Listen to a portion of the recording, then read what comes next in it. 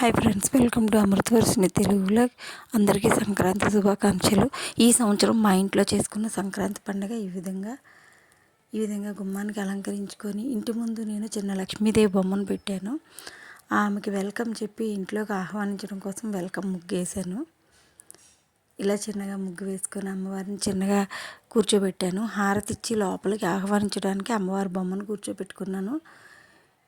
ఇక్కడ చెరుకు కొమ్మలు పెట్టాం కదా సెట్టింగ్, అది ఆల్రెడీ 2 days బిఫోర్ పెట్టాను, అందుకే ఎండిపోయింది. చిన్న సెటప్, చెరుకు కొమ్మలతో కుండ సెటప్.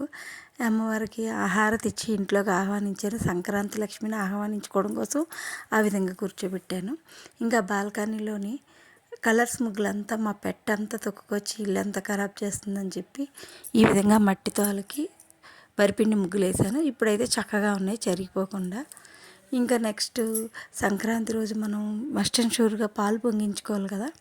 అదే నేను గ్యాస్ స్టవ్ మీదే పాలు పొంగించేసుకున్నాను. పాలు పొంగించి పొంగల్ వండేసుకున్నాను. దాంట్లోనే సంక్రాంతి రోజు కోసం పాలతో చేసిన పొంగల్ రెడీగా అయింది. ఈ విధంగా మేము సంక్రాంతి సెలబ్రేషన్ చేసుకున్నాం. ఇంకా ముందు రోజే మేము మా పండగ అయితే ముందు రోజు భోగి పండుగే, ఆ రోజు ఈ విధంగా చేసుకున్నాము.